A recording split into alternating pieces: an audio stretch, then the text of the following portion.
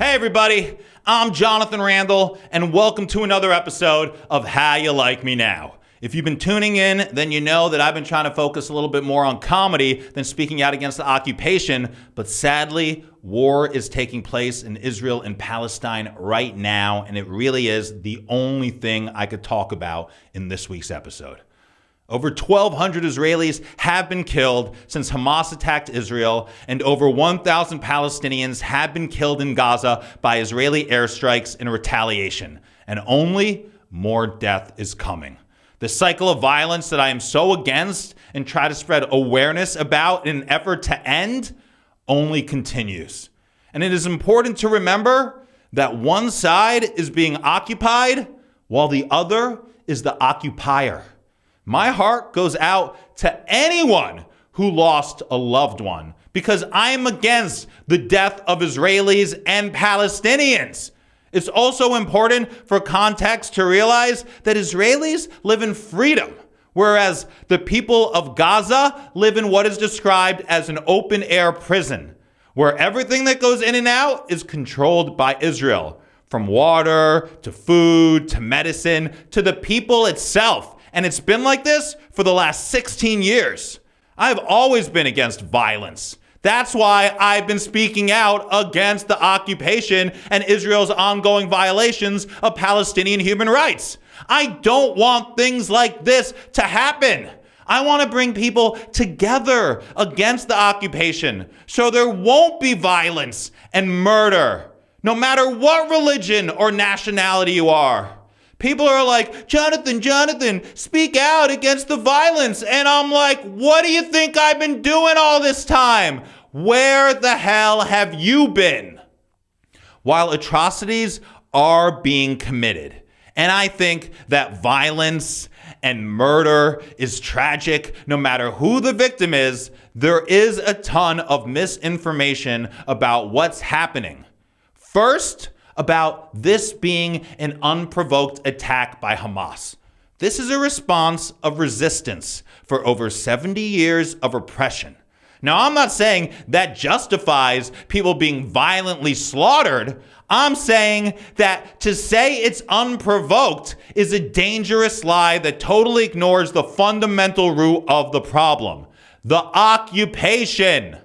Other damaging misinformation that is being actively spread to rile up hatred for Palestinians and justify the relentless bombing of Gaza, where Palestinian civilians are paying the price for Hamas's attack, is that 40 babies were beheaded, which there is no valid evidence of. And even an Israeli military spokesperson has said that these claims are not confirmed. It is also being spread that Israeli women are being raped, which I've been trying to find proof of, and I have not found any credible sources to back up these claims. The only thing there really seems to be about this is one video with a woman having blood on her pants, which isn't reliable evidence that rapes are happening. And according to multiple news sources, reports of rape of Israeli women have not been substantiated. It's so strange to me that people keep asking me and others that fight for Palestinian human rights if they condemn Hamas for these rumors of sexual abuse. It's totally insane because, of course, we're against it. I hope people realize that rape is forbidden in Islam and that Hamas are Islamic extremists.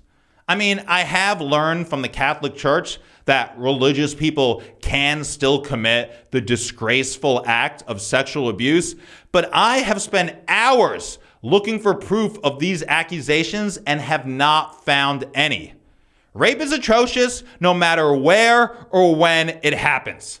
It was wrong when it happened by the Irgun in Deir Yassin in 1948 during Israel's creation. It's sickening when Palestinian children report being sexually abused while being detained by Israeli forces. It's wrong that 5 Israelis gang raped a British woman in Cyprus in August. And it's wrong if members of Hamas, an organization designated as a terrorist group by most of the world, does it. So yeah, I condemn rape. And anyone who has selective outrage about it, depending on who the victim is. You have to ask yourself, why are people more upset about the rumors of Israelis being raped than the ones we know that were committed by Israelis? I keep being cornered to condemn Hamas. And I've seen tons of videos where people who support Palestine are asked with such arrogance to do the same. I have spoken out against Hamas's methods many times. But from now on, whenever anybody asks me to condemn Hamas, I'm going to say to them, hey, no problem. Right after you condemn Israel for apartheid and the ethnic cleansing of Palestine in the ongoing Nakba that has been happening for the last 75 years. Condemn the occupation, and I will happily condemn Hamas. I'm no fan of Hamas, but I won't dismiss them as just Jew-hating Islamic extremists who want to chop off your baby's head, rape your daughters, and kidnap your wife and Holocaust survivor parents in a manic, media-induced Islamophobic rage. I am against their violence and horrified by how little they seem to value life. Their methods are horrific, as are the ones Israel uses on the Palestinian people and has been doing so for the last 75 years. Hamas is a result of the occupation, and its origins are in Israel's desire to destabilize the PLO by pitting Yasser Arafat and his Palestinian secularists against the Palestinian Islamists who would become Hamas. If you think this is just some lame-brained conspiracy theory, please go research it for yourself. There are plenty of resources online, particularly an interview with former Israeli official Aver Cohen, where he admits that Hamas is a creation of Israel. People want to put all the blame on Hamas, but they were not even created until 1987. While the displacement of the Palestinians goes back to 1948 when their catastrophe started. And the occupation of the West Bank and Gaza started in 1967. How is Hamas to blame for something that started before their very existence? Israel not only funded Hamas, but its occupation gives it purpose. Blaming Hamas is like blaming a bullet, but totally ignoring the gun and the company who made them both. A lot of people want to know, where were the Israeli military? Why didn't they protect their people and stop this attack from Hamas? And one of the reasons is because their forces were spread too thin, being busy in the West Bank protecting settlers as they commit violence against Palestinians and continue to build illegal settlements colonizing Palestinian land.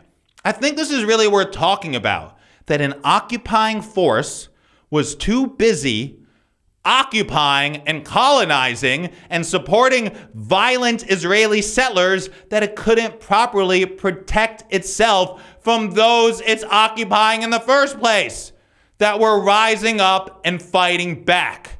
I've been speaking out against settler violence and expansion non-stop because I understand the danger it is to everyone in the region.